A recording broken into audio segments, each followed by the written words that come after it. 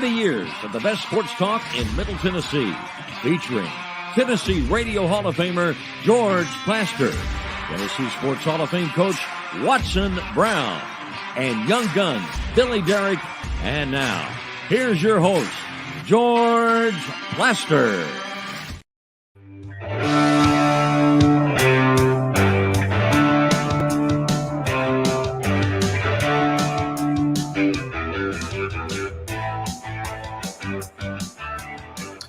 Hello again, everybody. Welcome in. It's a beautiful Monday. It's a little cold, 15 degrees warmer, and it would be unbelievably good. But so what, man? We have a great show for you on what I believe is, 4 days of the craziest stuff I have ever seen. That's what the NCAA men's basketball tournament has been. By the way, couple of things. 52 games played so far. The favorite, 26 wins, 25 losses, 1 tie. And in the round of 32, underdogs were 9-6. We have 2 1 seeds left and 2 2 seeds left. Let's go to the plateau. Say hello to Coach Watson Brown. Watson, did you watch a bunch of it? I think I saw them all, George, pieces of every game, and it's the most competitive I ever remember an NCAA tournament. Every game, nearly every game, I'm going to say 98% were in doubt for quite a while, and that doesn't happen. Do you think, and obviously we're going to ask Lee Fowler and Ron Bargatze this, is this transfer portal? That's what everybody on TV is saying. I think it's transfer portal. I think it's these blue bloods taking these one and done guys many, many years in a row, and I think it's catching up with them. They never get any continuity. They never get any carryover. Yeah. And a lot of these teams that I see are beating them do have carryover. Yeah. But that's not consistent either. It's just we saw it all year. I didn't see an outright number one in the country. I didn't see it. And it's turned out to be that way. I mean, and I think the 2 ones that are left have got a tough road to go. Yeah, they've got a tough road to go, and it just amazes me in this thing because I think it's blown up so much that the pressure of the one that's supposed to win really weighs on them. And the underdogs take such advantage of that. And they just let it go, man. And then the gyms get to pull in. The crowd. All the gyms are pulling for the underdog. And so it's an away game for the one that's supposed to win. There's a lot of things that they go through. You're right. And yet we get to a Sweet 16 that after I watched the last one last night with Gonzaga and TCU, and George realized that Gonzaga didn't go to Portland. They beat somebody from Fort Worth that was pretty daggum good. Yes, that's a really good win they got. And they played really, really well. And after that game was over, they went back to the guys in the studios, and I think it was a coach from Villanova, Jay said, do you all realize that there's 11 conferences represented in the 16 Final Fours of the Sweet 16? 11 conferences represented in the Sweet 16. If that doesn't say parity, George, I flat don't know what does. Yeah. Billy, did you watch a bunch of it? I did, George. I sure did. It was great. It was the wildest. It's exactly what Watson predicted. I mean, and so did we all. I mean, we all thought this tournament was going to be this way, and it was. I mean, Fairleigh Dickinson knocks off Perdue, and they almost turned around and beat FAU. They were fairly good. Yeah. I mean, they were this close to That's good, George. I'll tell you one thing. Perdue, at the end of that game, in the final 5 minutes, 4 of the 5 guys on that court wanted no part of it. It was like throwing them a hand grenade. Here, no, I don't want. Get it to Zach. The biggest shot of that game was the kid that hit it over Zach Edey at the top of the key. I mean, the 7'4" guy coming in to block your shot and you hit it. He threw it to the roof. Yeah, you deserve to win that game. Yeah. But Watson said it's the transfer portal. 11 different conferences represented in the Sweet 16. That Jay Wright said it. That hasn't ever happened. There's no way that's ever happened. So well, and I thought the team that showed that the most was Kansas State.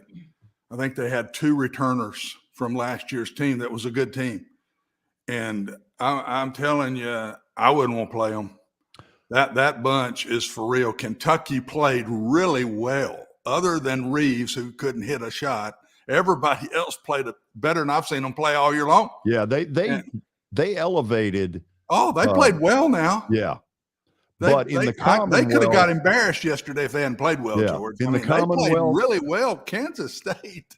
God, that last 3 shots they took were all 3-pointers and nothing but net. And I don't think any of them were gimmies. I mean, it was just beautiful shots.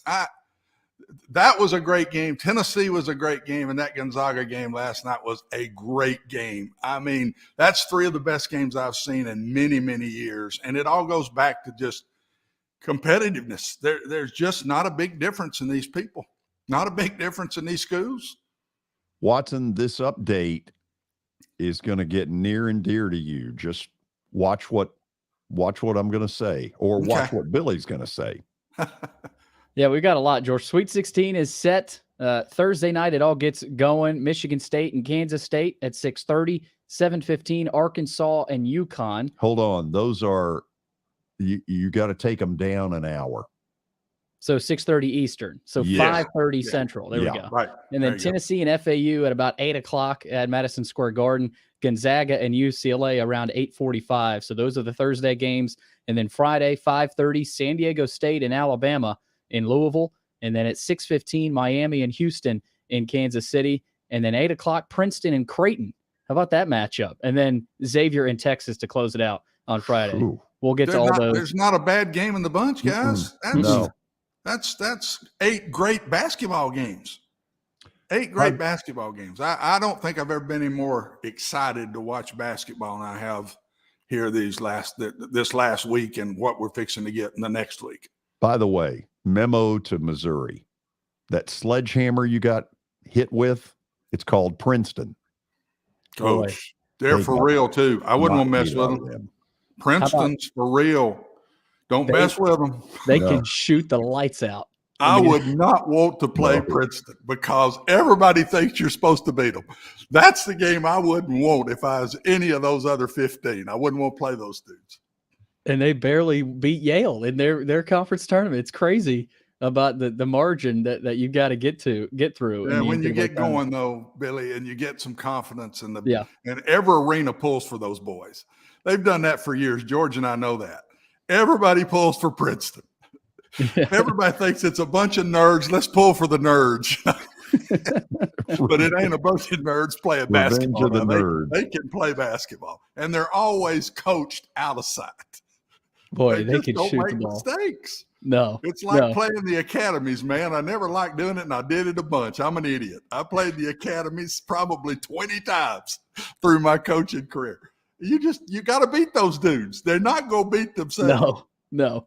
Well, Watson, this is the news that sort of hits home to you. We'll get to Ed Cooley, after this one, but Rick Pitino has agreed on a 6-year deal to become the next St. John's head coach. He returns to the Big East, trying to restore the Red Storm tradition there back to their prominence. He informed, Iona in a meeting yesterday, or actually today, that he was leaving their team, and he's going to head back to St. John's. A lot of Italian restaurants in New York. He'll get a lot of free meals in New York, baby. Yeah, well. He's going to get, at least till he starts playing games. Right. He'll get a lot of free meals in New York. Here's the one, though, that I did not know about. Read this one. Yeah, their former head coach, Mike Anderson, said he will file an arbitration lawsuit against the school after he was terminated for cause. And according to his contract, he would have been owed $11 million if he had not been fired for cause. And he believes he was wrongfully terminated. According to that letter, he was fired for failure to create and support an environment that strongly encourages student athletes who are in the men's basketball program to meet all university academic requirements. So he's trying to fight that right now. Well, let me say this, Watson. I think he wins that lawsuit, man, unless they have got some real specifics. That's just a bunch of generality hogwash. George, there's just no way. The things they're saying about him, I never had to worry about when he was. You hired him at UAB. I didn't hire him. I took him over right after he first got there, and he was fantastic to work with. I never ever had a problem with his kids academically. His coaching staff was right with him all the way through. I mean, I don't see a man can't change his standards that quickly. And I just don't think there'll be anything to this. Honestly, till I read this morning, and I tried to call him and I hadn't gotten him yet. But when I read this morning, I didn't know they'd fired him with cause. I did not know I did not either until Billy showed me the story. I did not know that. And I read also where Providence tried to do that, I guess, the year before, a couple of years ago, and it didn't fly in court, and they ended up having to pay their guy. I don't even remember who it was. I don't understand stuff like that. It never once was a player in my office about anything about Mike, and I had players in my office with coaches. That's part of being an AD, and never did we ever have any academic issue whatsoever. His kids would go to class. He never had any problems with eligibilities. I just, when I read that, I go, huh? Cheating or something? Mike doesn't do that either, but maybe that, you lose, you coup, and you got to win, and you do something stupid, but that kind of stuff, I just don't see it. He was tough on his kids. I thought he coached them kind of like a football coach. That's why I loved him. I've always really respected Mike, and he's had a tough go here. I feel for him. He's been fired twice now, and the one place he got fired from is doing great. Arkansas is rolling right now, and Mike is a very good basketball coach, though, George. That's all I can say. I'll be shocked if he loses in this arbitration I don't hearing. see how in the world. I don't either. I don't see how in the world. Go to the other one. Next one, George. Ed Cooley is headed to Georgetown. The former Providence head coach did a really good job there, and he's done a great job there. He's headed to Providence under Patrick Ewing. The Hoyas suffered a 29-game conference losing streak and had a 13-50 record the past 2 seasons. So good luck to Ed Cooley. He is trying to rebuild a once very proud program. In the 80s, when they were Hoya Paranoia, Patrick Ewing, of course, was the center, but that wasn't all they had. Watson, it seems to me that what they have lost there is the black athlete doesn't have Georgetown at the top of the list of where am I going. I don't know, other than they weren't good when he went there either. Georgetown has fallen off, and why, you may have it. I don't know. I don't know enough about it, George. I know it's a private academic university. They may have upped their standards in some way. I don't know. But it's hard to believe a place like that, with the history, the heritage of their basketball program, that it would lose 29 straight, Yeah. And in this world of transfer portals, it's hard to believe you could be that far in talent from everybody else, with all the kids you get to pick from in the country that you get a chance to bring to your place. I don't know anything about Patrick as a coach. I've always just respected him so much as a player that it's hard for me not to pull for him as a coach, George. He was one of those guys that played his heart out all the time. Yes. He was a big guy and all that, and he was, I get it, but he played hard now. Ooh. And he was one of and all John Thompson's guys did, though. When you played Georgetown, it was kind of like playing Tennessee right now. I mean, when the game's over, you soar. There were certain teams I'd always play at places I was in football. And I knew when the game was over, we were going to have to take a day because we were going to be sore. Every time you played that certain team, we were going to be sore. Honestly, when I was at Vanderbilt, it was Kentucky. Kentucky was always make you fit. They were very physical. And if you were going to beat them, you had to get down in there And we were able to some, but it didn't matter if we won or lost when that games were over. And I had some of those at UAB. I mean, there's certain teams like that. And I always thought John Thompson's teams were that way, man. If you beat them, you physically might win, but you're going to be sore. Earned it. You earned it, man. You might need to head to the doctor for some stitches later. You got that right. You got one last story there. I do, George. We're going Titans here. It's a smaller story, but Jordan Schultz is reporting that the Titans have finalized a 1-year deal worth up to $5 million with free agent cornerback Sean Murphy-Bunting. He's still just 25 years old. He won a Super Bowl with Tampa. Good player, not, I wouldn't say an elite cornerback, but he's a guy the Titans can certainly use right now. So I think maybe if we get Terry on this week, he's got a lot of comments. They had a press conference today from a lot of the O-linemen they got, but solid pickup for the Titans. Better than what they had. Yeah. So they've improved the corner position. They have. Yeah. That's a good get. That's what David said before we even got on. He'll play for them. He'll play. After the break, we've got Ron Bargatze and we have Lee Fowler, the college basketball insiders, ready and raring to go. And boy, do we have a lot to talk about. Here's a question for you. Are you betting on the NCAA tournament? If you are, good for you. And if you're winning, man, I want to know how. Today at Action 24/7, you can use the promo code George. Yeah, I've got a promo code. I'm pretty fired up about that. Get a 300% deposit match up to $20 on your first deposit. Action 24/7 is Tennessee's only locally owned and operated sports book. I say that because I think it's important. They are neighbors who live in your communities, and so they want good relations. If you've got questions, if you have a dispute on a game, just pick up the phone and call them. They'll get back to you. These are good folks who are your neighbors. Download the app. That would be with the promo code George, or visit action247.com to start winning. Good luck, because based on last week, you may need it.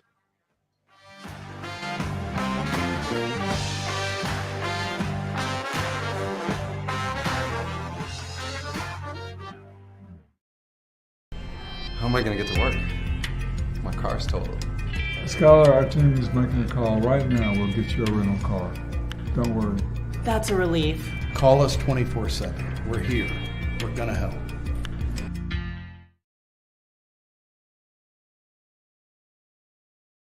Year number 2 of the Plaster and Friends Celebrity Bowling Night was awesome. And the reason is really simple. I chose Strike and Spare, and they were amazing. They have great food, great bowling, and a staff that is truly ready to go the extra mile to help you. They have 5 family fun centers in the area to choose from. And for more info, go to strikeandspare.com or call them at 615-824-5685. I know it's getting colder. You're not thinking about golf. However, if you're planning an event for next year, let me suggest golf through Riverside Golf Links. The course has improved dramatically. It's perfect for hosting a corporate or a charitable outing. They've got everything in place to make your event a rousing success. To get more info, call 615-847-5074 or go online to riversidegolflinks.com. As the trusted premier custom home builder in Middle Tennessee, Donnelly Timmons has over 20 years of experience in the industry. Whether you're looking to build your dream home or renovate your current home, their team will ensure that every client and every remodel is unique, luxurious, and completed on time within budget. Founders Dustin Timmons and Joey Donnelly have over 25 years of construction experience in the Nashville area. Together, they have completed projects in Forest Hills, Oak Hill, Green Hills, Franklin, and Brentwood. Dustin and Joey believe that communication is the most important aspect of all construction projects. Therefore, they personally manage each project themselves and are involved in job site activities on a daily basis. Their commitment to quality and integrity has earned them an outstanding reputation among their clients. Contact them to set an appointment for a free consultation or to view some of their completed projects. Give them a call at 615-456-7983 or log on to DonleyTimmons.com.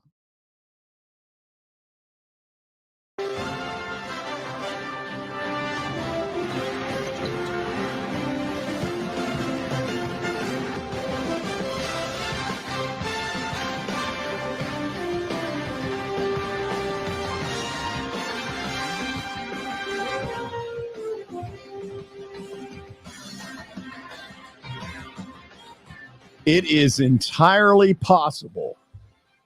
I'm not saying probable, but it's possible, Watson, that I told Lee Fowler 3 o'clock. Oh. I don't know that for sure. George, you'll learn, George, that shortly, when we get older, mm-hmm. Anybody can say anything to you, and it's kind of hard for you to deny it because you don't remember 5 minutes after what you just did. So they got you. I mean, you can sit there and say no, but you know they might be right. So just accept it and go on.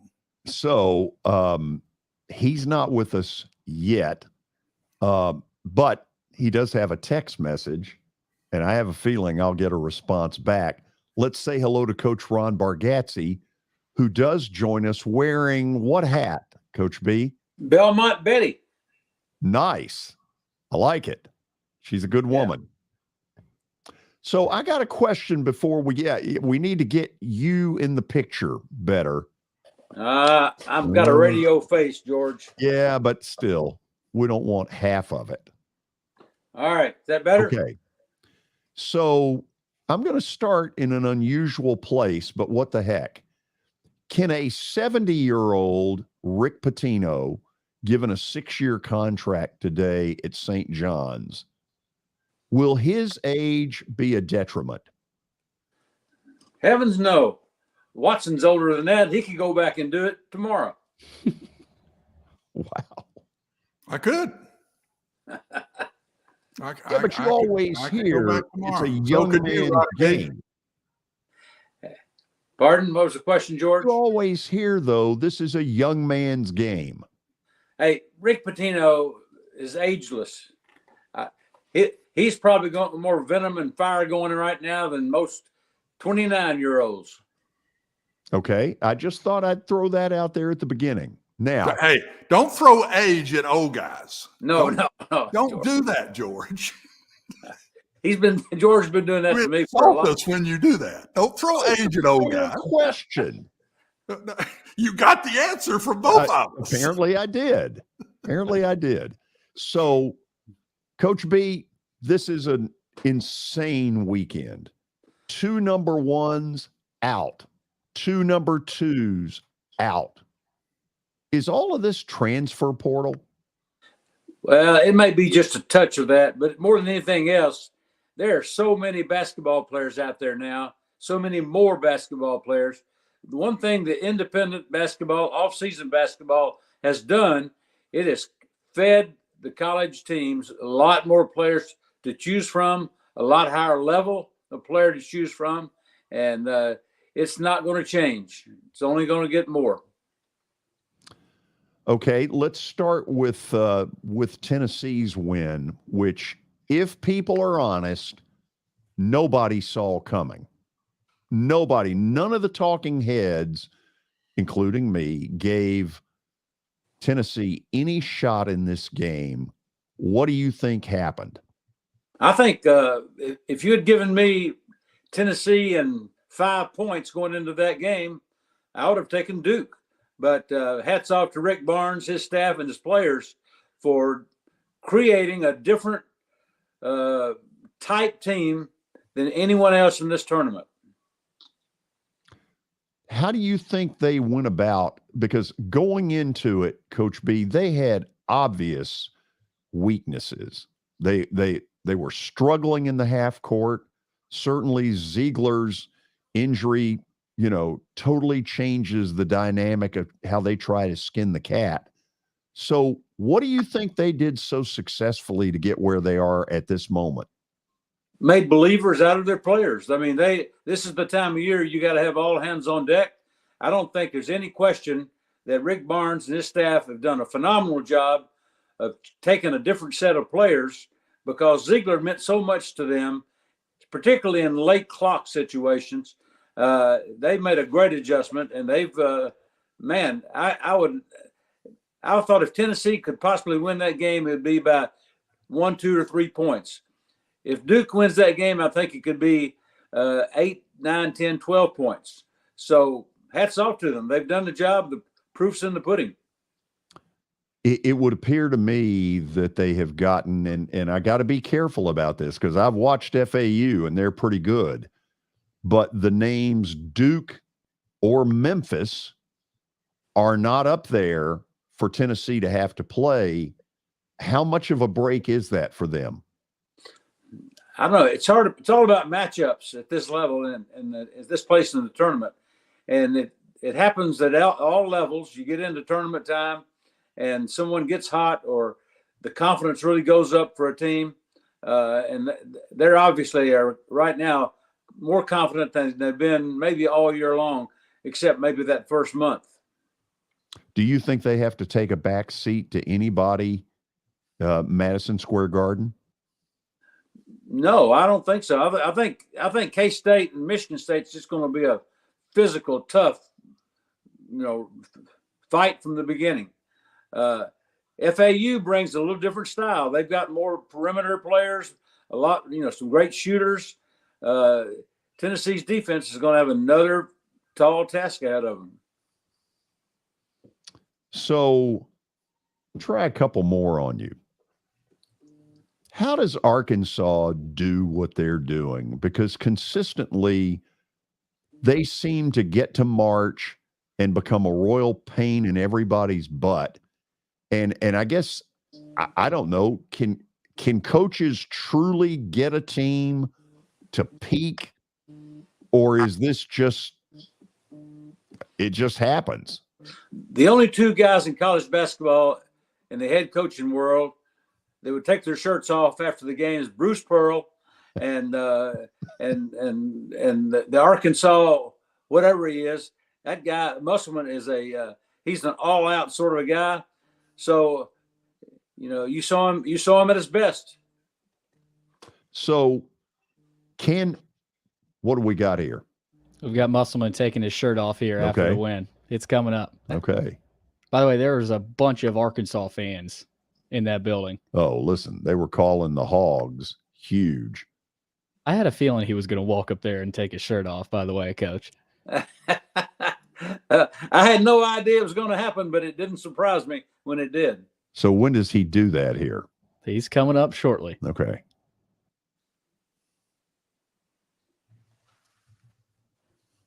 There he is. Okay. He's fired. Oh, Lord.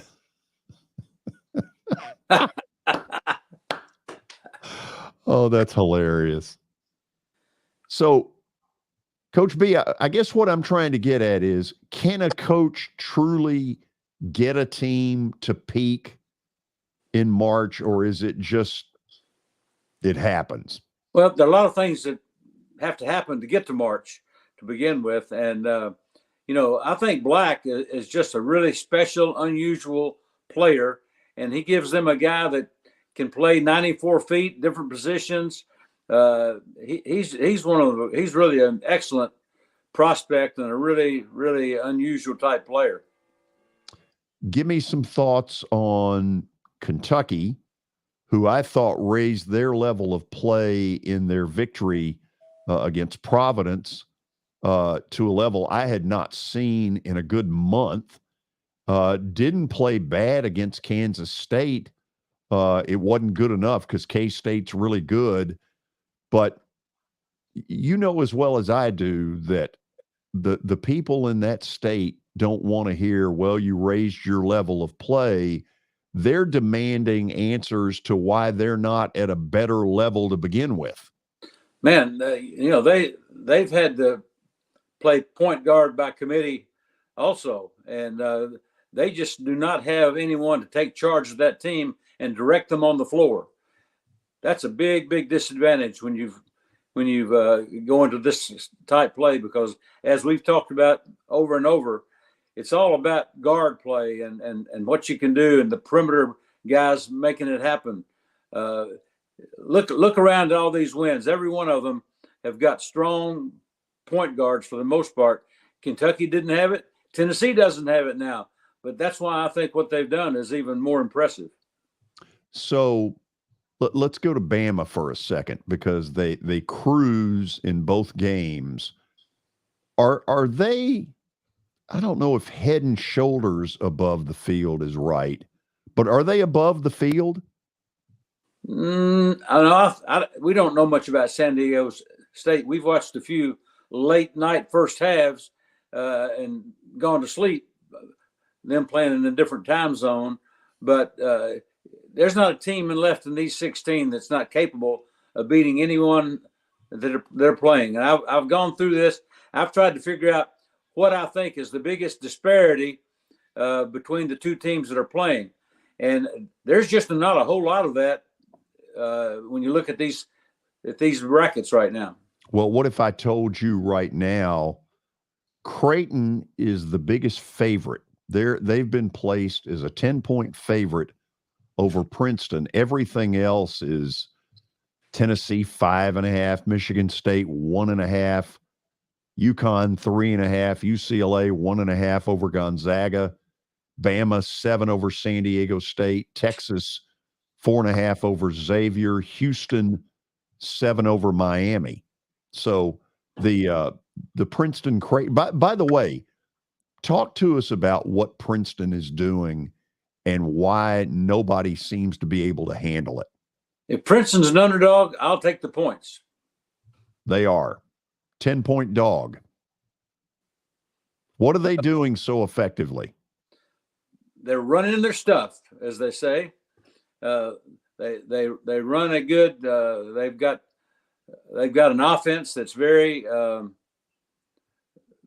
measured. They know what they're doing. They've got all those backdoor releases in their offense. They play great team defense, and so overall, I think it's going to be a real test trying to beat them. They're a hard team to play against. Okay, let me take that point just a little bit farther. Missouri looked clueless in the game.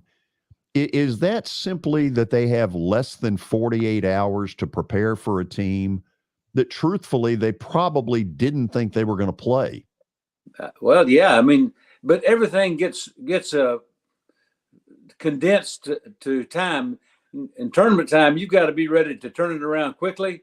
And Princeton, to me, is a harder team to turn it around against. You can't measure their patience and execution by days of preparation. Well, okay, I guess I'm going to ask this, and it's probably a stupid question, but given a 30-second shot clock, as opposed to when you and I were coming up where there was no shot clock, isn't it easier than it used to be? Well, the shot clock does change things a lot. But they've been able to win with that clock, and Princeton's got a terrific background in history. There's a lot in the water there. They're a very cerebral team. They're very on defense. They have good balance. They force the ball to the sidelines so well because they're really dependent on their help side defense. And man, it's just a really I think if you look at all the 16 teams left, other than pure talent, I think Princeton offers the biggest challenge of any of them in terms of preparation and execution. Okay, let me go back to a matchup that I don't think is ever going to happen, but I guess there's a part of me that would like to see it. The 2-1 seeds, Alabama and Houston. In your mind, if they ended up playing in the finals, what would happen? Man, that's a great question. And it's right now you have to, talking about a couple of number one seeds, doesn't happen often that the ones get there. Well, I don't know the stats on that, but I know a lot of ones have won to get. But if you put those two against each other, it's going to be really an even, tough battle. even with you got a little bit of an injury on one side and a pretty significant injury on the other side. But I thought Houston might have more trouble than they've had, so far. So I don't know, George. I would bet that those two teams do not meet in the finals. Oh, I would absolutely be there with you.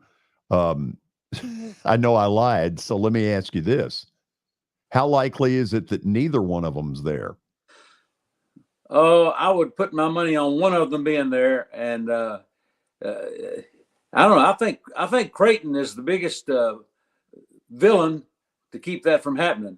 I think Miami on the other side is also a big villain because I think Miami can beat Houston. But at Vegas, Vegas seems like it's the most balanced games that you're going to have. Better, really the likelihood of games being inside of 4 or 5 points on both those games in Vegas, I think are strong.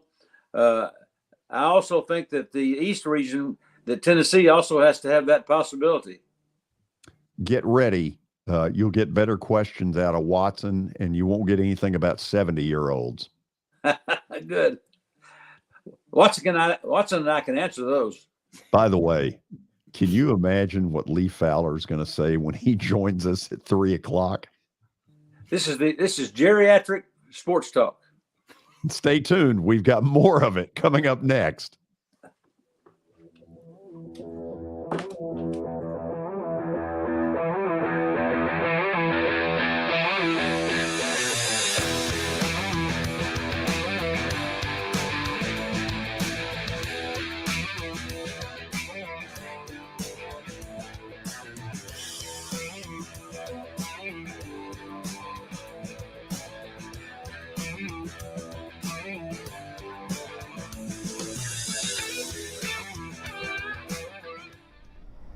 Jody Jones has as nice a dental facility as you'll find anywhere. Let's go in and take a look. Are you in the market for a new dentist? Maybe you're new to Nashville? Well, the place to go is Jody Jones Dentistry at 55 Music Square East, and their new facility is absolutely state-of-the-art. Jody mixes quality with comfort for the perfect dental experience. He's trusted for his creative design and committed to both the function and aesthetics of your smile. Jody is simply the total package. Don't wait. Make an appointment now at 615-259-5100.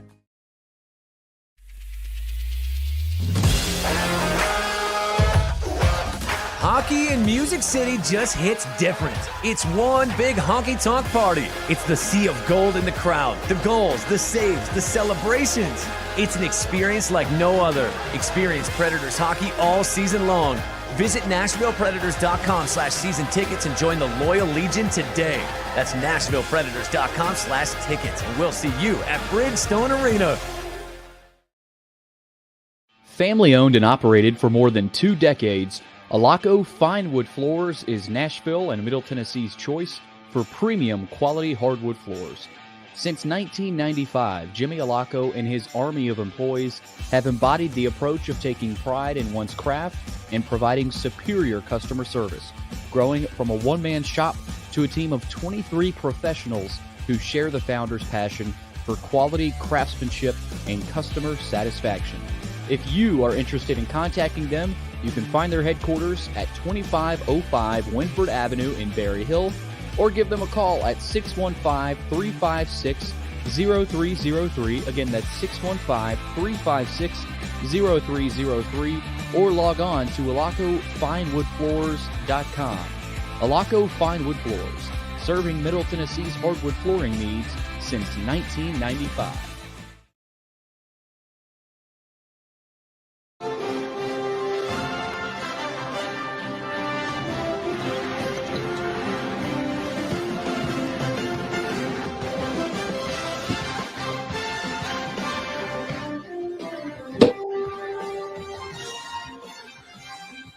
We're back on a day where we're all scratching our head going, how in the world did these matchups happen? Nobody thought FAU Very few thought Tennessee. Honestly, I didn't think Michigan State would be where they are. Princeton, Creighton, who saw that coming? Watson, say hello to Coach Ron Bargatze. Y'all know each other? Just a tad. Hey, when you play, when you both guys are on either side of second base, you get to know each other pretty well. And that is very true. And it was an honor to play on the other side of the base from this guy, by the way. I learned a lot from him. Ronnie, I said before the tournament that I thought maybe this year for Tennessee, the tournament might be their best bet over the season, because it seems like always in the season they're really good and then they kind of don't get it done in the tournament. And this time they go in kind of as everybody thinks they're done. And Rick seems to be better at that. And the other thing I want you to comment on, Tennessee plays so much better to me when they're the underdog. I watched them beat Alabama at home this year, and everybody said, oh, that's going to be a kill. And they killed Alabama. I didn't kill them, but they beat them good. Who else did they beat earlier? Was it Arizona? Texas? When they're the underdog, they seem to be loose and let it go. And when they're the favorite, they seem to be tight shooting the ball. And I just thought, when I listened to Rick get interviewed after the game with Louisiana, and they asked him about Duke, and he says, well, everybody's got them going to the Final Four already anyway. I said, look out, boys. Look out. Here it comes. And I would have bet on them after listening to him say that. They just seem to play better as underdogs. Now they're going to go right back and be the favorite here against FAU. Do you see anything to that at all, or is it just luck of the draw? Coach B, hold on to your answer for just a second. Okay. Lee Fowler has joined us, and we're going to find out if I screwed this up or not. Lee, did I say 3 o'clock? Yes, George, but that's okay. It's expected. I should have checked. Oh, my apologies. No problem. Anyway, it's been a good show. Good. Coach B, go ahead. What was the question? I was talking about Tennessee and the underdog role. Well, I know. He knew. I just want to have a little fun there. One thing about Tennessee is that they're at a point now where being an underdog or a favorite does not mean as much, because the prize is in sight. And Rick Barnes at Tennessee has not been in this position like he is now. And I think they'll be ready. To me, they're a very cohesive group, and they're one of the most physically tough basketball teams I've seen in a long time. Yeah, and Lee, any thoughts on that? Did you get the question before you got on? I did. I saw what you said, and it's exactly right. I really think also I've been a little shocked at the officiating this year across the board. Not anything to do with the Tennessee game or any other game. I just think they are letting them go, man. They're letting them play and bang, and even more so than I've ever seen it before. Or maybe the teams just aren't as fluid. I don't know what it is, but I think that plays into Tennessee's hand too, because Tennessee they love to bang and knock and get after you, and so it's a lot of things that have made them have a chance in this tournament, and I'm glad for it. I mean, I think Rick has earned his time over the years, and hopefully they can beat FAU and move on. So I really think that their style of play has helped in this tournament. Well, and the other thing that I was so proud of Vescovy in this game, he played his heart out. I mean, he's all over the floor. I don't think he came out of the game. I think he played every minute of the game. I may be wrong. Maybe he got a minute here or there, but I don't remember it. And I think he's taken over this point guard role fantastically. He doesn't create much, but he doesn't turn the ball over, guys. And he keeps fluidness in them, and he makes his shots. He's making his shots right now. They kind of go by point guard by committee, but he is the main one when the heat's on, in my opinion. I thought he played just flat. I know the other kid got the points and got a lot of the credit in the game, but I thought Vescovy played his best game, and I think as hard as I've ever seen him play. Well, you got to remember he came off of that first game, picked up a second foul very early. Yeah. And they played without him a long time. And Tyreek Key came in and kind of held things together and scored 12 points in the game, or 12 or 13. But that was a big key to them surviving round one. And I think Vescovi went into round two thinking, man, I've got to be careful not getting foul trouble. These guys need me out there. Yeah. Lee, any comment on Vescovi? No, well, I thought he played really well, and I always think he plays well. Usually, though, that he's against Duke, it didn't matter quite as much because he can handle the ball against what Duke pressure they put against him. But I don't know what else y'all talked on the show since George kind of tried to get me to miss the show on purpose. But if you mentioned anything about Michigan State getting there, I think that that two not things, much. Just surprised they're there. Yeah. There's a surprise, but two veteran coaches with Tennessee and Michigan State, which I think helps a bunch in this tournament. Well, the last thing about Tennessee to me, I think Duke took the challenge, man. I don't think Duke backed down a lick, but they just could not handle the physicalness. And I agree, Lee. They let them go, which played in Tennessee's favor. The thing I'm seeing them let go more this year is bangs on arms. I'm seeing hands come across arms where they've been fouls more in the past, and they're letting them play, and that just plays to me right into Tennessee's hands. But Duke did not back down a lick. Their kids just aren't as old. They're not as big and strong as those Tennessee kids. And Tennessee won in their style. They didn't do anything fancy. They won in the Tennessee way. And made more shots, and maybe they started out shooting better than normal. But I just thought they were looser, and I've seen them since mid-season. Yeah, I think that they are playing as well as they have, like you said, all year. And this tournament's great. You play two back-to-back with 1 day in between, then you have 3 or 4 days to get ready. And some of these veteran coaches really do a good job of when you give them 2 or 3 days between games. They really do a good job of shutting the other team down. And so it'll be real interesting next Thursday and Friday games with especially Tennessee and Michigan State. Here's my next one, guys. I saw 2 5'8" guys play lights out and just dominate games. The young man from Kansas State and the young man from Fairleigh Dickinson, both 5'8", and just, control the games. And number 2, I think he's Roberts, nearly pulled them through. And the other kid, is it Noel? Something like that. Noel, yep. Man, he just made everything happen in the game. Why in the world are we not? And I'm sitting there watching Kansas State play Kentucky. Kentucky has no point guard. And this team has a 5'8" point guard. There's 5'8" guys out there everywhere. Are we going to go back to some of that now with all this open floor stuff everybody's doing? I've seen 2 in the tournament, and both of them dominated the games they were in. Well, I saw a couple guys in the Tennessee State tournament this week, 5'10" and 5'8", watching dominate those games. Absolutely dominate them. And Noel took the game over basically for Kansas State. He was phenomenal, making shots, drawing fouls, controlling the basketball.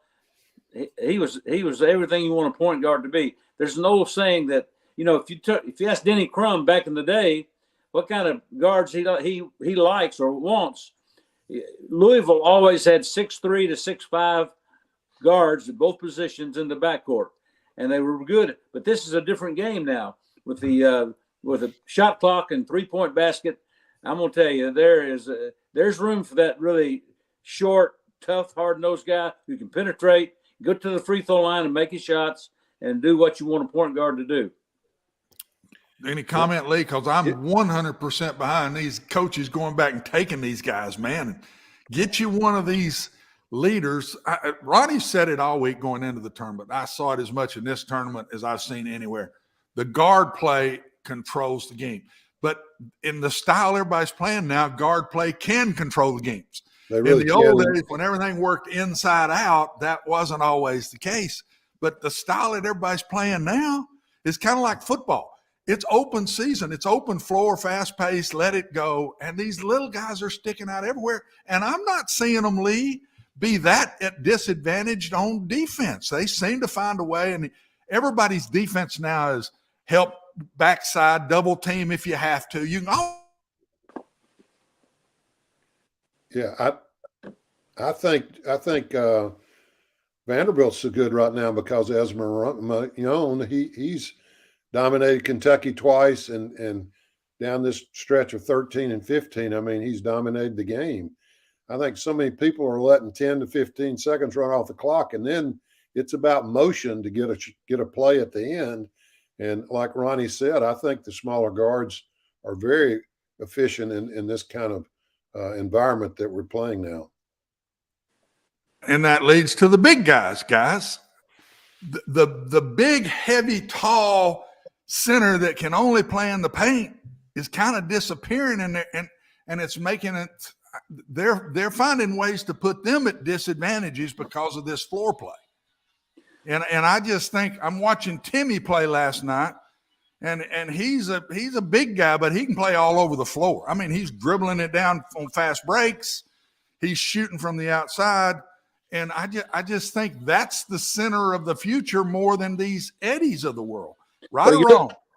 Look at UCLA. Tiger Campbell is another one of those little guys who seems to be able to control the ball, control the tempo, make shots, and get the ball to the other guys for open shots. Look at a lot of people are still doing a lot of dribble drive type offenses, and that penetrating guard opens up the threes and gives him an advantage on the board when he does. So let's strike one for the little guys again. I got so tired watching the Perdue game to send Eddie out above the head of the circle screening for somebody. Yeah. And I'm thinking, let's have him in there when you're throwing those threes up there where he's got a chance to score when the ball comes off. I mean, they're taking all these centers out there to put that screen up high. And, that cleans the lane out and it takes people away and it creates a good situation for small guards. I think on the defense, let's talk about the defensive part. Everything is high ball screens now. That's the way they're initiating. And when you get a high ball screen, which team on defense can handle that high ball screen? What they're trying to do is hedge and then get help from the other players while the hedger gets back to his man. So that's a neutralize the high ball screen to some extent. The teams that can't play that high ball screen on defense are going to be at a big disadvantage. Well, and that's when you've got the big dude, Ronnie. To me and Lee, you all are basketball coaches. I'm maybe want to be one, but to me, it shows more on defense with these big guys because you can't switch everything. And now they're trying to do this high ball screen where you kind of push the guy around and then go back to your guy. But then you've got to cover with the offside help, and it leaves a three-pointer sitting over all by himself. And that's what I think all these teams are running the same stuff now. They're all doing the same thing. You don't see the ball passed as much anymore unless it's open floor, fast break. They're handing it. They're screening and handing it on everything. So it cuts down, to me, the turnovers when you do that, because when you're passing the ball, everybody overplays them so dang bad, and then cover for the back door with somebody else. That I think that's what basketball's become right now. Am I crazy, or is that what you all say? Well, when Lee Fowler was playing, Kentucky had him saying same old 5 and 6. They ran play number 5, play number 6 to see how you were going to play them. Well, Rick Byrd came along in the 80s at Belmont and started running high ball screens to see how they were going to play them, and that adjusts how your offense is initiated and how they follow through with it. So don't believe that Rick Byrd has not had a great bit of influence on coaches around the country at big schools and smaller schools also. Yeah, and I think what Jerry is doing at Jerry Stackhouse is doing at Vanderbilt. There's been a lot of SEC schools changed their things after his success and the stuff he runs. They all talk about how great his stuff is. A lot of his stuff is NBA stuff where you spread it and there's a lot of driving and there's a lot of penetration and back screens and forward screens. The game is changing. There's no question about it. And more people are playing that way than they are the loading up on the center inside and the, people just standing around and passing the ball. So I think you're right, Watson, that the game has changed and it's evolving into more of and like you said, all the way back to a small man's game. I think there's a chance that a lot of people have small guards. Well, and the smallest team in the country in FDU, smallest team in the country, beats Perdue. So don't tell me there's not something to it. It ain't just a fluke. And I watched them play again last night, and they were right there with FAU till right at the end. And the little guard just made a couple of bad plays right down the stretch, and he had made great plays all night long, and he just had a couple of bad ones down the stretch. And that's all it takes, guys, in those close games. Look at Kansas State's last 3 shots to beat Kentucky. Hard threes, and all 3 of them went down. Coach B, I know you got to run because you've got a prior engagement at 3. Lee, can you stay on for one more? God knows we don't want to gyp you. Oh, no, George, I'm fine. I can stay. Okay. Thank you, guys. Coach B, see you, Coach. See you. We'll continue this conversation, and we're going to get into the Purdue Fairleigh Dickinson game. Lee saw it. I know I saw it. Watson saw it. We're going to talk about it to start the 3 o'clock hour. Then Will Perdue will join us around 3:25. He had Tennessee's victory over Duke Saturday for Westwood 1. Stat of the day, it's coming up next.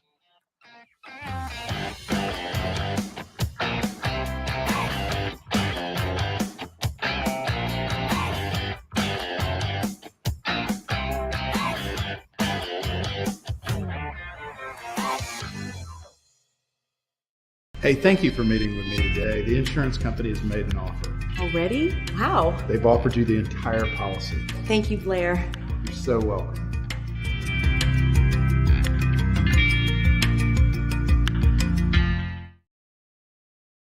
Forget the fact that Sir Speedy Music City is owned by my BGA classmate James Warren. Their work stands on its own merit. James and his staff do incredible work, as evidenced by the huge banners at the Plaster and Friends Celebrity Bowling Night. If you're looking for quality to help your marketing and business communications, and you want it at a reasonable price, these are your folks.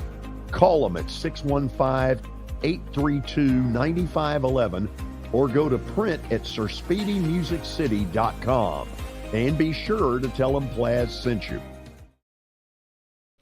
This is my buddy and former Nashville Sounds PA announcer Eric Berner. I always laughed in the old days at Greer Stadium when I would walk in, Eric would immediately play my favorite song, Van Halen's Jump. But then I learned he actually has a real job with Rockcastle Wealth Advisors. Yeah, George, that's what I do. I help people in the pursuit of making their money live as long as they do.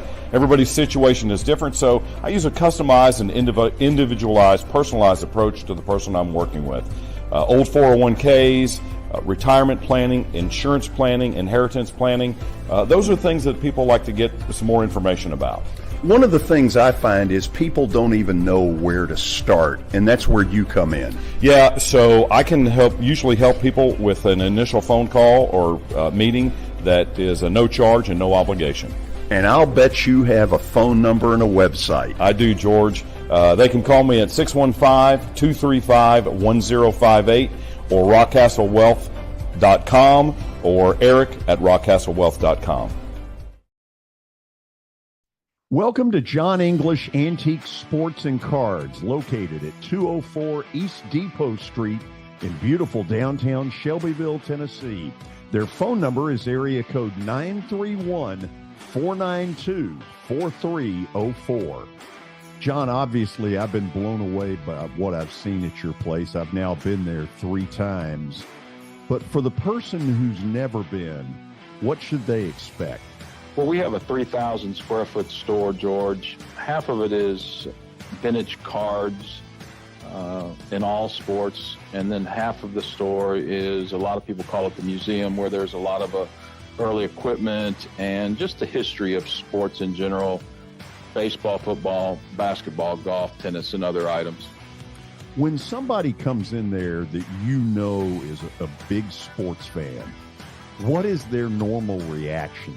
Well, I think that they're pleasantly surprised. And of course, being in Shelbyville, Tennessee, which is a small town that you would never expect a shop like we have to be in. So they're kind of, I don't want to say blown away, but as I said, pleasantly surprised.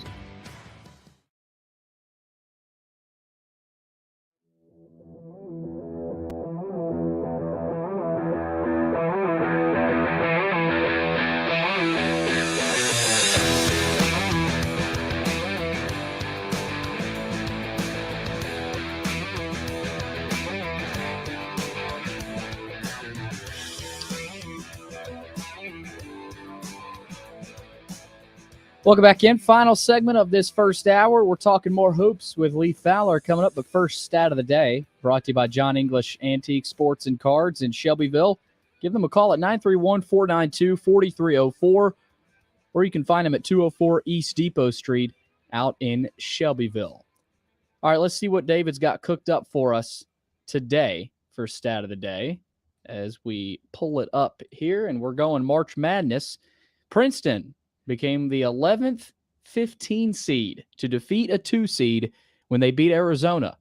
Can you name the other 6 2 seeds to lose in the first round since 2012? Okay, I think, Watson, this is where we lean on Lee Fowler as a former chairman of the selection committee. I would think his recollections of this would be very good. Lee, the floor is yours. Well, George, thanks. I appreciate that. I just got one question on the screen that leads you into the show. Is that you with the shirt off, or is that Musselman? I couldn't tell who's let's have a shirt on. Let's let him see that. And that's George, I think. No, that is that's not George. That is absolutely After a not big George. Vandy win. No, it is absolutely not. You're dodging the question. It would all be guesses with me. I'd say Arizona's in there. UCLA's in there. Who else would it be? People that have not done super well first round. Would Kentucky have ever been there? I would say Kentucky would have been in there. Okay, let's Watson. Anything you're thinking? No, I remember. Who did Richmond beat that year? They were a 15. Unfortunately, this is going back into the 80s. Richmond beat Indiana. An Eddie Fogler team that was a 2 seed got beat by, God, who was it? I don't know if it was Cleveland State. Just for reference, this is the deepest this goes is 2012. 2012. Okay. 2012. So let's just ask one at a time. Is Arizona there? Well, they're included in this, that's in the question. So technically not, but there's 6. They're not one of the other 6. There's 7 total, including Arizona. So there's 6 more plus Arizona. Arizona is in the question. That Princeton beat Arizona. There's 6 other 15 seeds. George, I learned that at Vanderbilt. I always repeat the answer, the questions you don't know. Right. You're looking for stall time. That's right. Okay. Is Kentucky there? Krzyzewski lost only one time like that. Who was that against? That happened against them. Say that again, Watson. Krzyzewski only had that happen to him once. Who was that against? They're one of them. But who was it? Right. I think it was after 2012. Duke is one of them, and you don't have. That's not part of the question. Duke got beat by Mercer. It was Lehigh. There were 2. McCollum. It was Lehigh. Wait a minute. Was there not? Didn't Mercer? They weren't a 2. They were a 4. Oh well, that's good enough. So you got Kentucky so far and Duke. So you got 4 more. Okay. Lee brought up UCLA. In there. That is incorrect. No UCLA. I don't like the way y'all are rushing to tell us we're wrong. Let's just go ahead and see it. All right. It's going to take us a while. Okay, so Duke and Kentucky. Michigan State. We remember that. The last one. Michigan State in 2016 against MTSU. Oh, my God. Yes. Ohio State in 2021 against Oral Roberts. Wouldn't have gotten that one. Georgetown against FGCU. Dunk City. Florida Gulf Coast. Yep. And then Missouri against Norfolk State back in 2012. Jeez. Okay. That's a tough one. So are we now officially into the 3 o'clock hour? We are. Good. Okay. Done with stat of the day. Lee Fowler sticks around, Watson Brown as well. So we got 2 guys that have been coaches. And then on the left part of the screen, the dummy. But here's what the dummy noticed on Friday night. And I want you all to comment on this. As Perdue, a 1 seed who had struggled a lot in February, I had noticed more and more that they were getting more reliant on the big kid. And Friday night, truthfully, I believe 3 of the 5 people that were out on the floor in the final 10 minutes wanted no part of any of it. Didn't want the ball, afraid to shoot. So, Lee, let me start with you. If you're Matt Painter and you're going home way earlier than you thought, are you worried that maybe as a coach you failed your players if they're afraid down the stretch? Well, I'm not sure you failed them. Sometimes young players, and they've got a lot of freshmen, think that they don't want to be the one to lose the game, so that makes them tentative. And when you get tentative in a big game, you're not going to shoot well, and that's probably what happened. Team I took the Final Four in 84-85, we had 2 freshmen, Boyd and Askew, playing, and they struggled to shoot it late in the game against Villanova because they were allowing them to shoot it. And one of them even told the press that we told them not to shoot it. But so I've experienced that before. What got me was Eddie only getting 11 shots. He made 7 for 11, and all the the screens, and didn't have time to go load up inside and throw it to him. I just didn't think they tried to go inside enough. And I know they were double teaming him, but they didn't have anybody over 6'7". So I don't know what double teaming him would really matter. If he catches it, he's going to throw it back out. So that they were 6 of 28 or something from 3 points. So when that happens, then you just start loading everybody back more in his lap. But I would have had him on block to block. I wouldn't have tried to get him to screen out front and all that stuff. That just took away from the time you needed to get him the ball inside. I'm in total So I was frustrated by watching that. Did you think there were some guys that wanted no part of the ball? I think late, especially when they needed a bucket in the last minute and a half, they were looking to make a good pass, not to make a shot. So Watson, when that happens, and I realize I'm asking you as a football coach to comment on basketball, but does a coach have to go back and say, did I foster an atmosphere, whether not intentionally, but did I hurt our chemistry with something that had guys afraid late? Yeah, I've had that where I felt like it's happened to me, and get on a bus or plane and head back and say, golly, bum, I was an underdog so many times that when we were favored over somebody, I'm not sure I was as good a coach when I was favored as I was as an underdog. And I've gotten back on planes before and said I didn't have them loose and ready, and they seemed uptight and didn't make any plays, and we might lose to somebody we're not supposed to. That's a rot gut feeling, man, as a coach. I felt for Perdue. I felt for the coach. I felt for the players. Man, they were really uptight, just like you said, and just couldn't make plays. And I, honestly, when it was over, it was kind of embarrassing for them. They just kept they needed points. They're passing it around the perimeter, and nobody will shoot, and clock's running down, and it's just stuff that you just.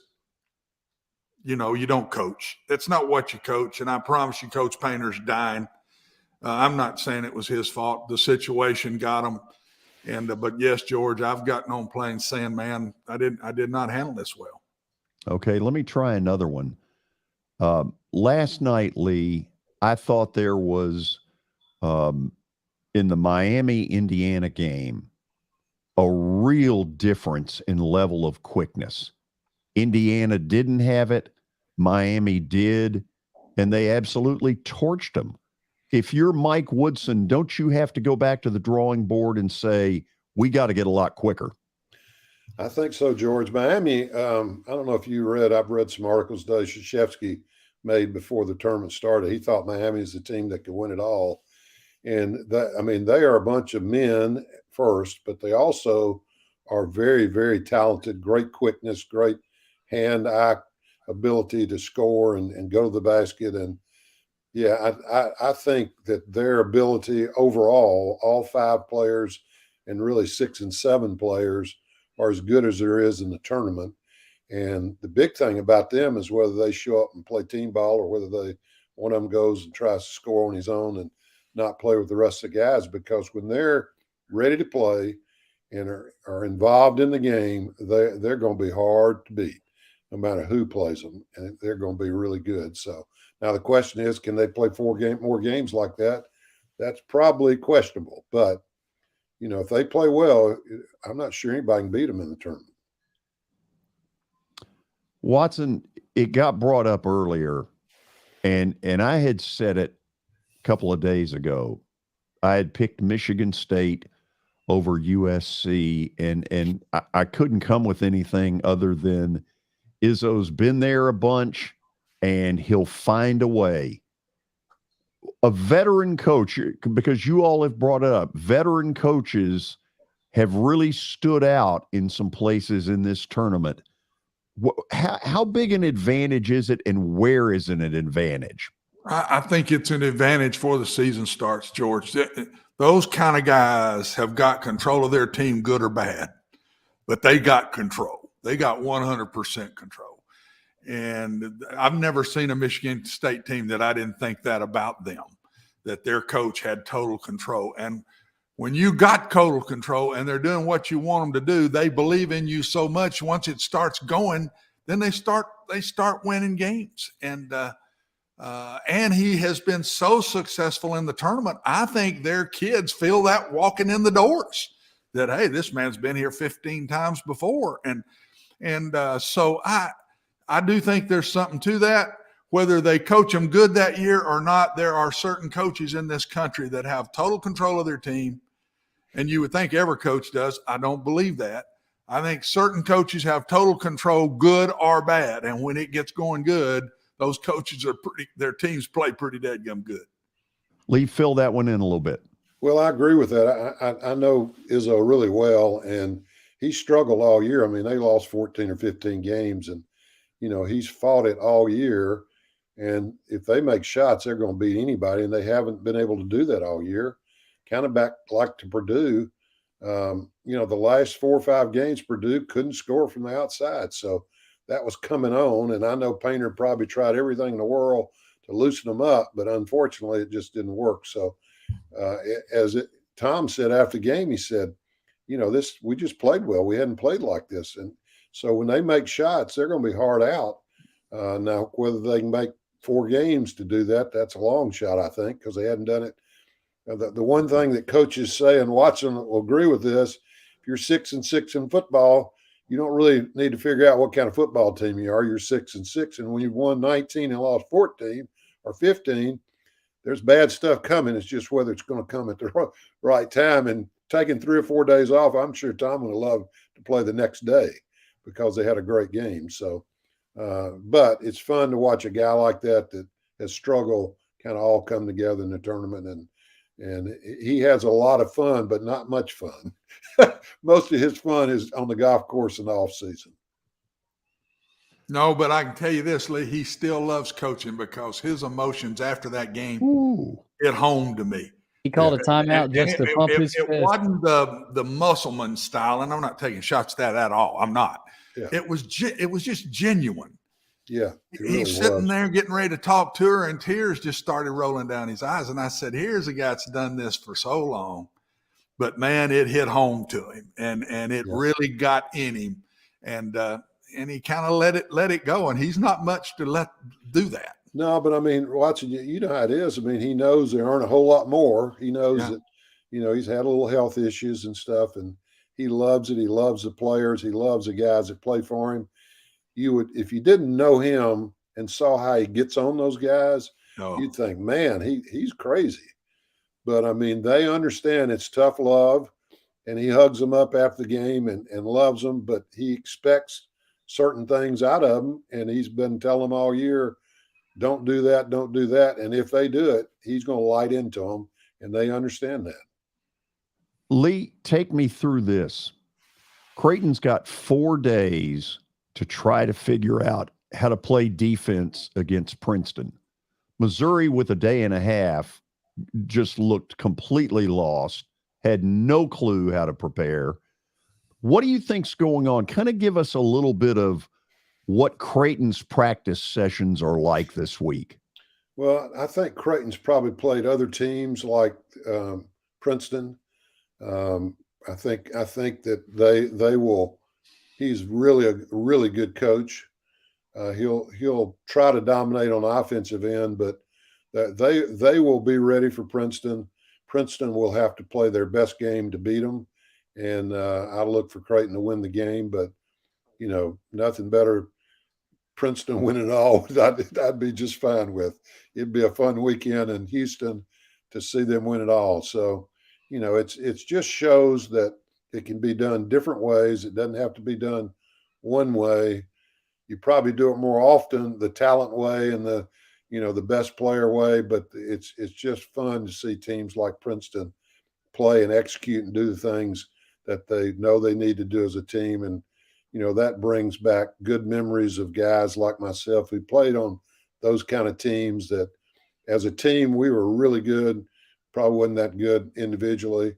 And so I think that's just so much fun for the game. And I'm sure a lot of people are pulling for Princeton, even though they blew their bracket up. They've done that. Last thing for you, Lee, I need in about 45 seconds. Is Miami Houston's equivalent athletically? I think yes. I think they are. They don't get after it full court quite like Houston does. But, yeah, that'll be a war. That's going to be a fun game, and I think either team could win. I worry about Houston. I think Miami's a better talented team than Houston. Houston Hart may take it over before the game's over because I love their coach and the way he coaches, kind of like Izzo. But that's going to be a great game, and I think either team could win. Lee, appreciate it. If I screwed up, I apologize. It's okay, George. Memory goes when you get older. But you need to keep your T-shirt on, George. It has not come off, nor will it. Thank you. See you guys. See you. See Lee. So after the break, Will Perdue is going to join us, and we got a lot to talk to him about. He was on the Westwood One call of the regional where Tennessee got by Duke and where San Diego State advanced. He's got some real opinions about San Diego State. Let's talk a little bit about the fact that 45 million people are betting on the NCAA tournament. With that in mind, today at Action 24/7, use the promo code GEORGE and get a 300% deposit match up to $20 on your first deposit. Action 24/7 is Tennessee's only locally owned and operated sports book. I bring that up. These are your neighbors. They want things to go well. They want to be able to answer your questions, to settle any disputes that may be out there. So with that in mind, get involved with them because they are your neighbors. Download the app and use that promo code George and visit action247.com, and please bet responsibly.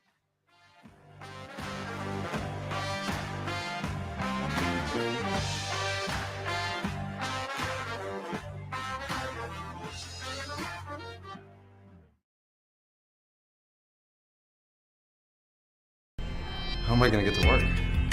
My car's totaled. Skylar, our team is making a call right now. We'll get you a rental car. Don't worry. That's a relief. Call us 24/7. We're here. We're going to help.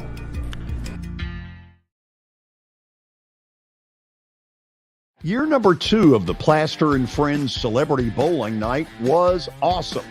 And the reason is really simple. I chose Strike and Spare, and they were amazing. They have great food, great bowling, and a staff that is truly ready to go the extra mile to help you. They have 5 family fun centers in the area to choose from.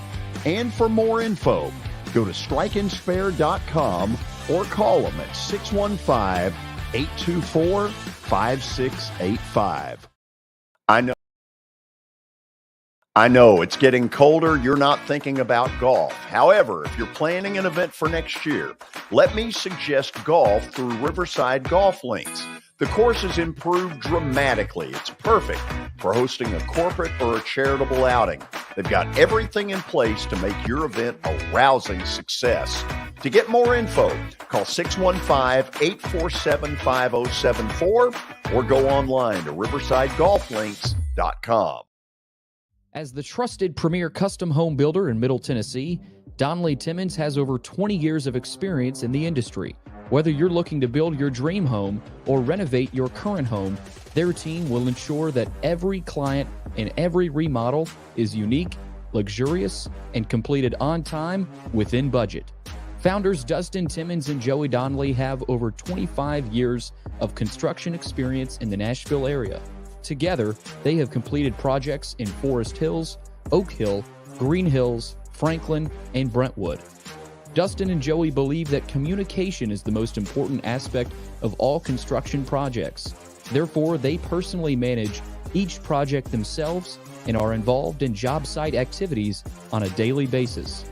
Their commitment to quality and integrity has earned them an outstanding reputation among their clients. Contact them to set an appointment for a free consultation or to view some of their completed projects. Give them a call at 615-456-7983 or log on to DonnellyTimmons.com.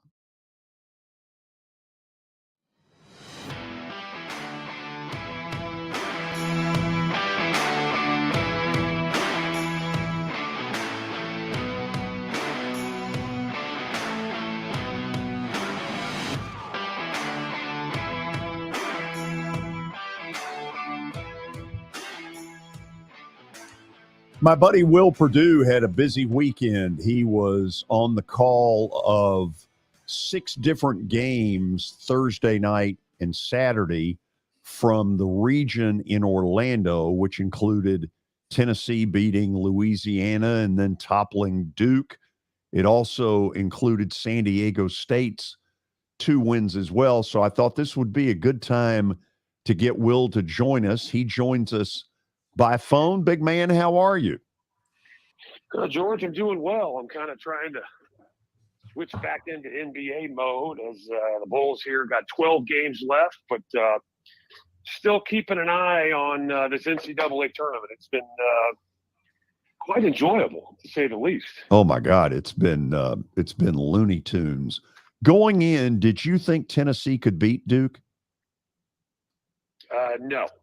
I was curious if Tennessee was going to beat Louisiana, quite honestly, because of the fact that they were limping into the NCAA tournament. They were 5-7, George, in their last 12, and did not look that good in the SEC tournament. I know they beat Ole Miss, but now listen, some of that was aggravation on my part because as I'm getting ready for the SEC tournament, I'm trying to figure out what teams are going to play. Watch all 4 games on Friday. And I literally watched the Tennessee-Missouri game 100% convinced that they were going to win that game. And then all of a sudden, the same thing kind of came up and bit them in the ass. No Ziegler, no closer. They struggled in the last 4 minutes and lost. So I'm thinking playing against Louisiana, a team, that surprisingly is better than people think, even though they're like, Louisiana, who are they? They tried to give that away in the last 4 minutes as well. So going into that Duke game, I was just like, man, and as well as Duke played against Oral Roberts, I literally thought maybe they had a 10% chance. What do you think went on Duke's end of this? I didn't get to see a lot of it. Watson texted me and told me he just thought physically Tennessee just ran over Duke. They really did. And if you go back to that Orlando region and you look at the two teams that came out of Orlando, they were the two teams that had the best defense. And when I say best defense, I mean all around from top to bottom. I mean scheme. I mean how they played the screen roles. I'm talking about rotation. I'm talking about, third, fourth, fifth effort. I'm talking about bodies on the floor, deflections, just, as Watson said, totally taking teams out of their comfort zone. And then I saw it when San Diego State played Furman and when Tennessee played Duke. You could see it in their shots. You could see it in their body language. Both Furman and Duke just ran out of gas late. Also, a lot of teams, George, cannot play that type of depth and still be able to play the same type of intensity because you have a pretty significant drop-off when you go to the bench, when you talk about athletic ability, you talk about skill set. But, you have to give Rick Barnes credit. I mean, he's done an excellent job recruiting. He's got depth. And, if Ziegler goes down even 2 weeks later or, in the SEC tournament, they don't win that game. But because of when he went down, what was that, February 26th? Mm-hmm. Yeah. They got a couple guys that get a couple more reps, and they were comfortable with the increased minutes that they got, especially in the such a big stage in the NCAA tournament. Will, I know you came away really impressed with San Diego State. When I've watched them, the book has been, as it has been for several years, they'll really D you up, but there's certain nights they don't throw it in the ocean. What did you see out of the Aztecs? Well, I mean, much like Tennessee, the same thing. As good as Tennessee's defense is, I think overall third in the country.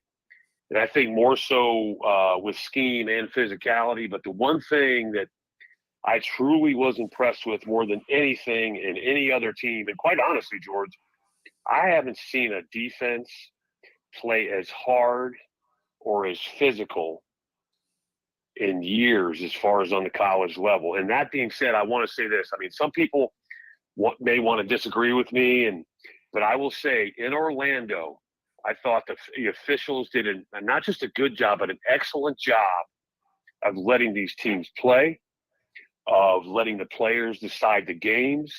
And I didn't think the officials at any point whatsoever, I'm just talking about Orlando, really stepped in the way and all of a sudden made it about them. You hear people doing that about all the time, but that's the other thing, taking it to the next level.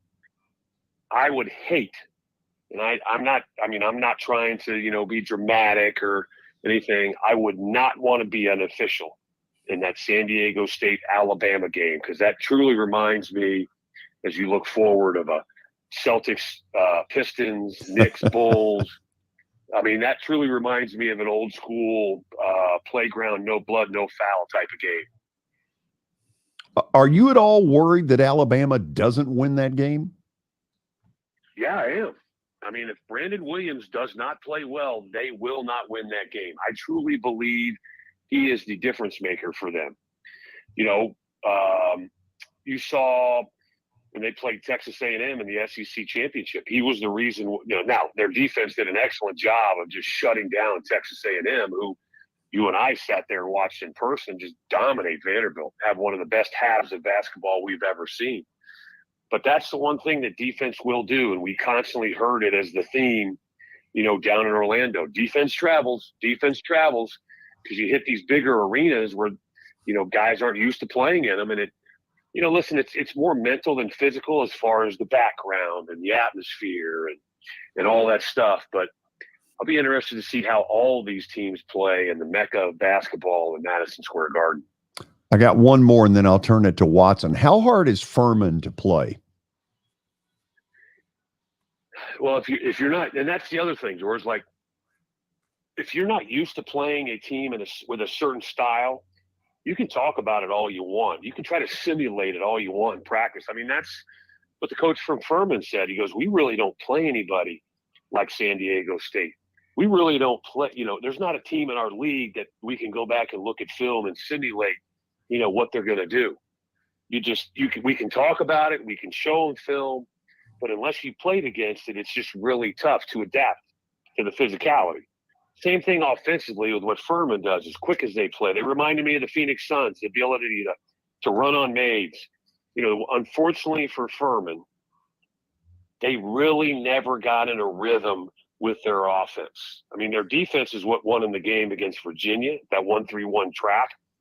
But just either against Virginia or Furman, they really never, because they're the type of team, much like Alabama, from an offensive standpoint, they're very streaky. When they get hot, I mean, all of a sudden they've knocked off 10, 11, 12 threes in a row, and they can make an 8-point deficit into a 12-point lead at the blink of an eye before a coach can jump up off the bench and call timeout. Watson, it's all yours.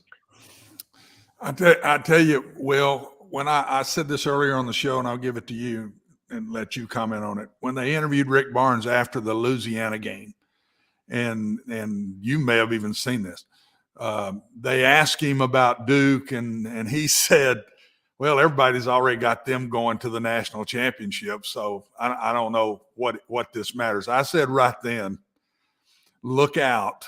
And Tennessee was different, and to me, they were loose as goosies. Will, I've seen them a lot during the year.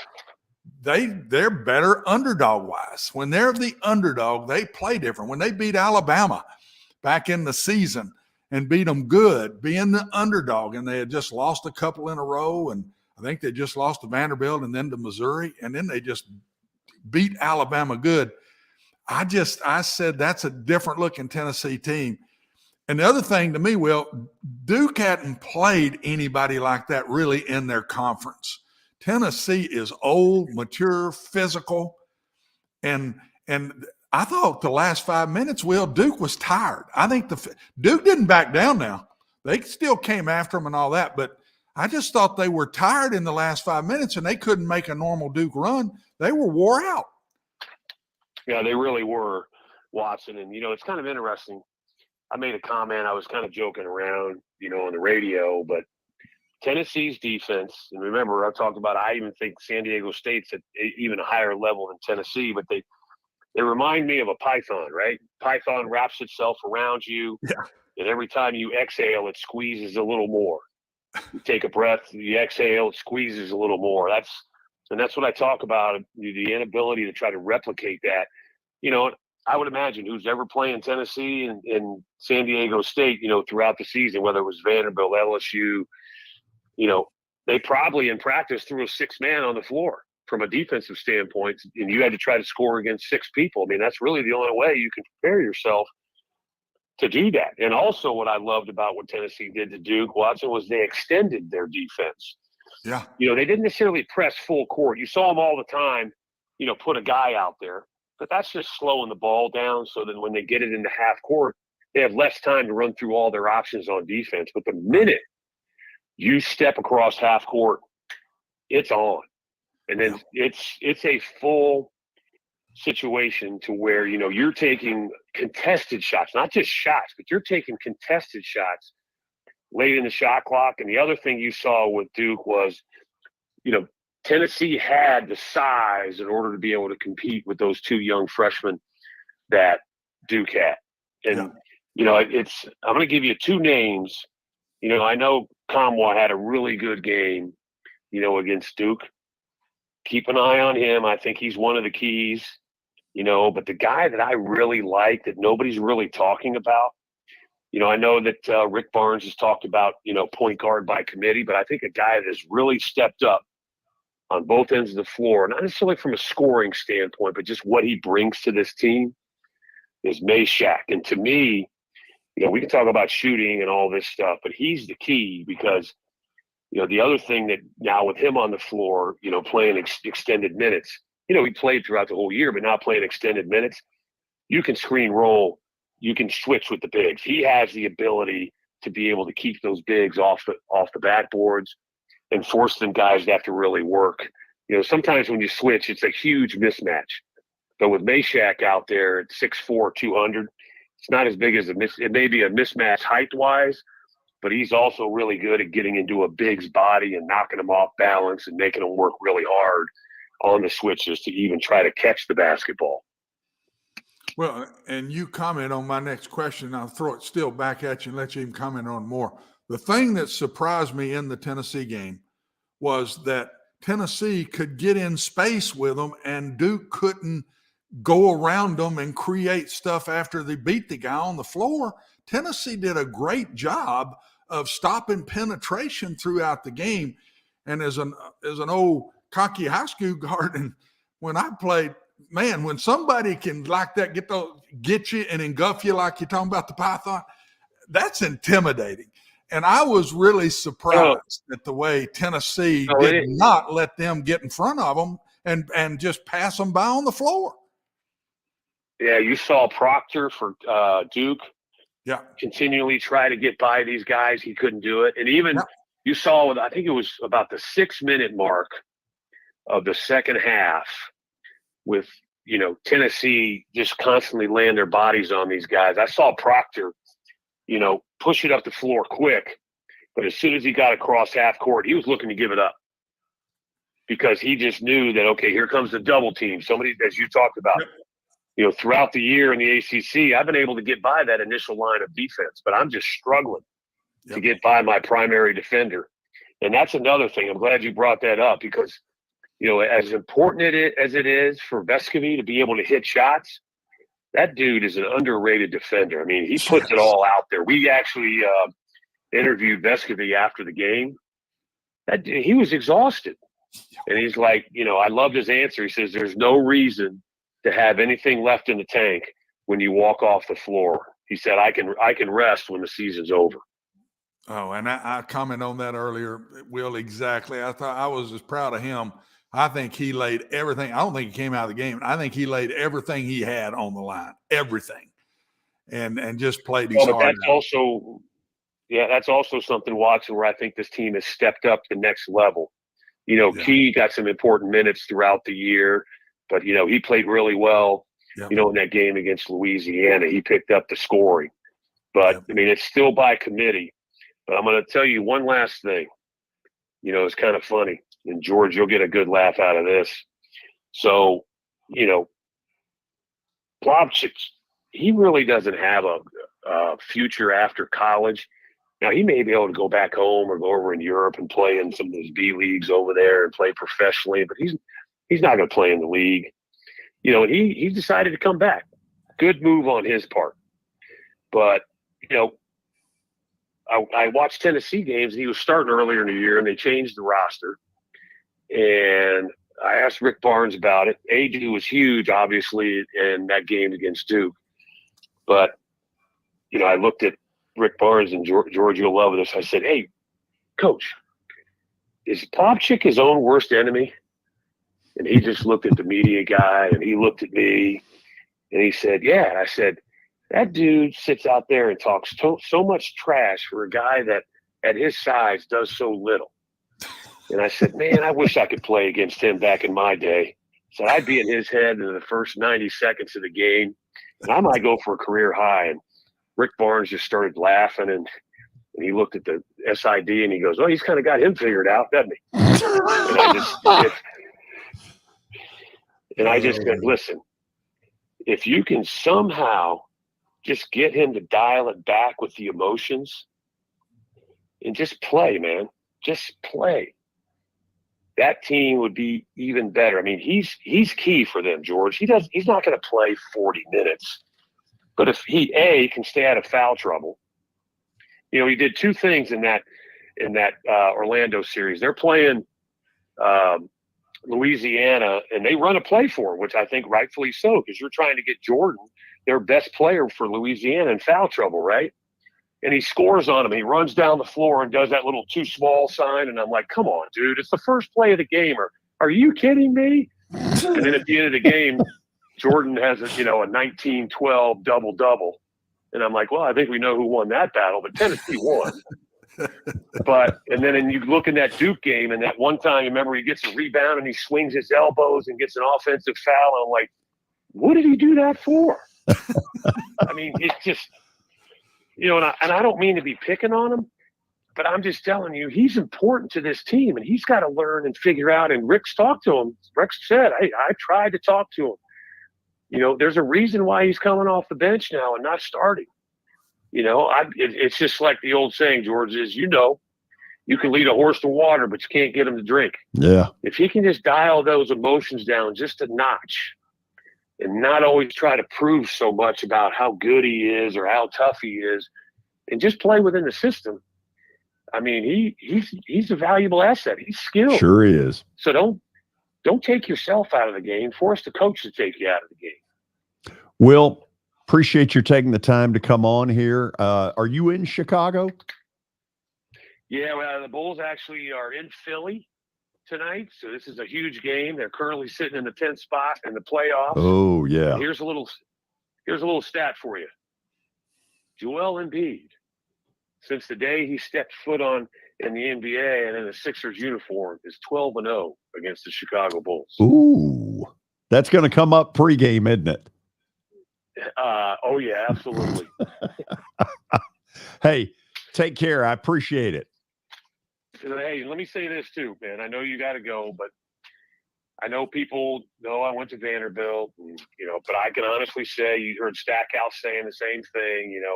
Once it gets into the NCAA tournament, we root for all the SEC teams because we want to see them go as far as possible. So people talk about the SEC. I think basketball is underrated. People don't pay as much attention to the SEC for basketball because football is so good.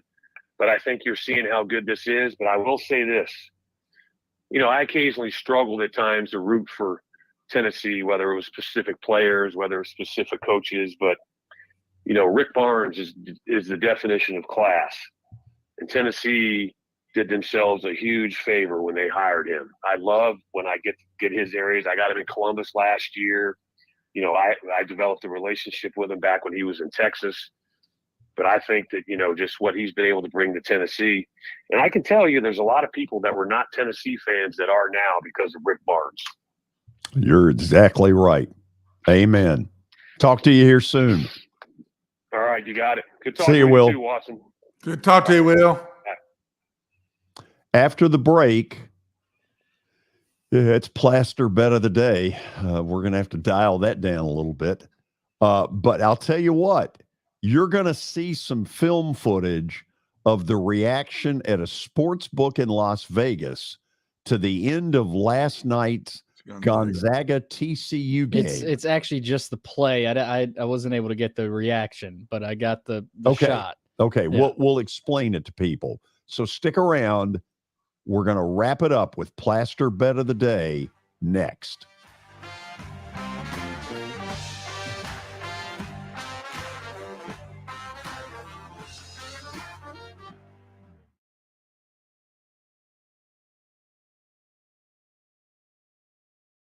Hey, thank you for meeting with me today. The insurance company has made an offer. Already? How? They've offered you the entire policy.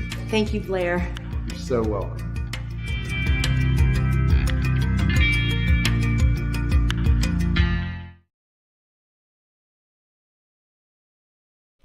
This is my buddy and former Nashville Sounds PA announcer Eric Berner. I always laughed in the old days at Greer Stadium when I would walk in, Eric would immediately play my favorite song, Van Halen's Jump. But then I learned he actually has a real job with Rockcastle Wealth Advisors. Yeah, George, that's what I do. I help people in the pursuit of making their money live as long as they do.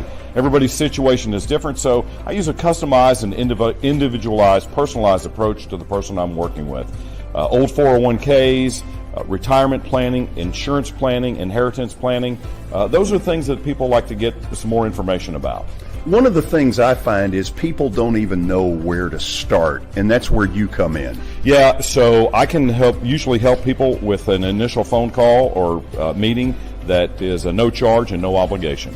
And I'll bet you have a phone number and a website. I do, George. They can call me at 615-235-1058 or Rockcastle Wealth rockcastlewealth.com or Eric at rockcastlewealth.com.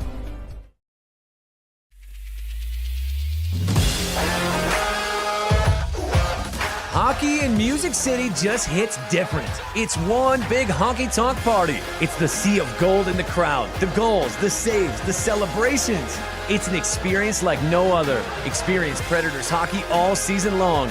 Visit NashvillePredators.com/season tickets and join the Loyal Legion today. That's NashvillePredators.com/tickets, and we'll see you at Bridgestone Arena.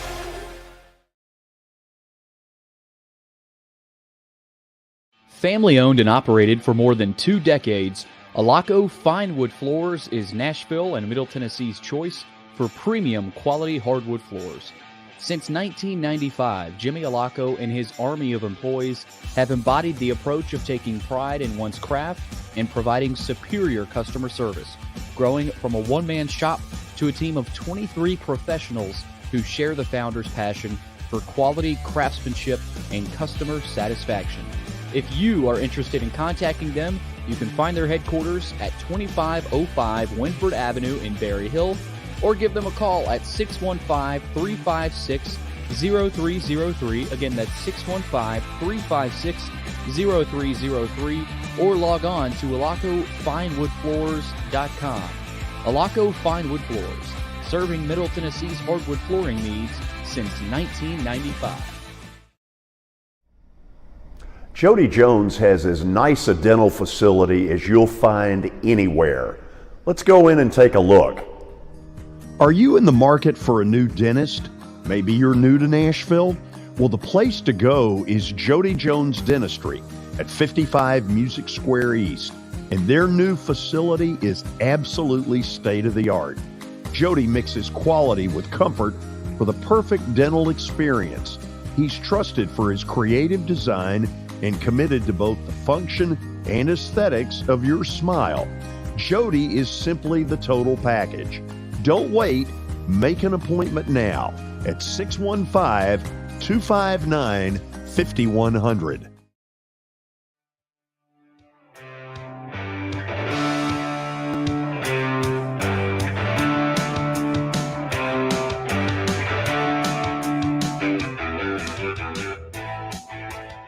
Final segment on a Monday. We got Plaster's Bet of the Day coming up, but we've got a little bit to review. First, we'll get to that here in a sec. But the sponsor, Bart Durham Injury Law, they are lawyers you can trust. Give them a call at 615-242-9000 or log on to bartdurham.com. All right, George, you ready? Yes. Here we go. Let's take a look at what happened this weekend. Memphis lost. L. Auburn. L. Kansas. L. Duke. L. Vandy. Push. Backdoor win for Vandy by 1. So we got at least one win on the board.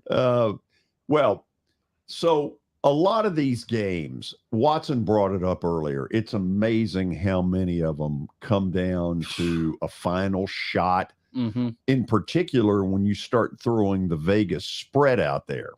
So Damian Baugh from TCU basically throws up at the end of a game. Watch what happens here. He's going to throw this shot up. They're up by 6. And that shot changes what would have been a Gonzaga win minus 4.5 to a TCU win plus 4.5. And Watson, watch this again. Now, this is, he doesn't even look like he's got his heart in it to any great extent. So, boy, those people at that sports book, we've got, and I'm sorry we couldn't show it, Circus Sports. You know, the place was totally full last night. And the reaction is half of them that have got TCU are, you know, celebrating. The ones that have got Gonzaga look like they're about to throw up. And so it's amazing how many of these games in this tournament, Watson, they come down to stuff like that. No, and as soon as that went in, I didn't even know the spread. And as soon as that went in, I said, uh-oh, that could be dangerous right there. And sure enough, I get up in the next morning and I read what you guys had talked about, or you talked earlier about, George, I read it where that shot cost a bunch of people a lot of money. Changed a bunch of stuff. I'm with you too, Watson. I didn't know what the spread was, but I saw that shot go in, and I went, "Yep." You were just like me. You said, "Uh-oh." Yeah. And the player got up. He was like this. He was hyping everybody up. He knew what he was doing. Oh my gracious alive! I hope he didn't have a big amount. We don't need that. We don't need that. No, we won't go there. But I think I told my wife. I think I told Brenda right after the game. I said they just threw up a Hail Mary that I'll bet you is fixing to cost the people a lot of money. And sure enough, the next morning I read it and it was. Yeah. So there really is no college activity, no NIT, no NCAA tonight. So we went into the pros, and we've got a game tonight in Memphis. Forgot to change it. It's now -5. And here's the reason for that. No Luka Duka for Dallas. Ooh. No Ja Morant for Memphis. Ja Morant apparently will play Wednesday night, ruled out tonight, and Luka, it appears, will not play for the Mavericks. So we're going Memphis -5. That makes it tougher. No Luka, but also no Ja. Yeah. So two superstars. Good luck on that one. Yeah. Watson, tomorrow, good show. We've got Tony Basilio from Knoxville and Taylor Barnett with his take on the tournament, and God only knows what background he'll show us. You think Tony will be in a good mood? Oh yeah, he should be. Oh yeah, he'll be in a good mood. His post game probably went till midnight. Probably isn't over yet. I try to keep track of his post game shows, and yeah, it was. Like, what time did that game end? It ended about 3:30. Okay, yeah, Nashville time. They were still going at about 6:30, 7 Were they o'clock. really? Okay. Well, we'll ask him that right at the beginning. Watson, behave until then. I'm going to do that, George. Billy, behave until then. I'll try, George. We'll see all of you tomorrow. Thanks for tuning in.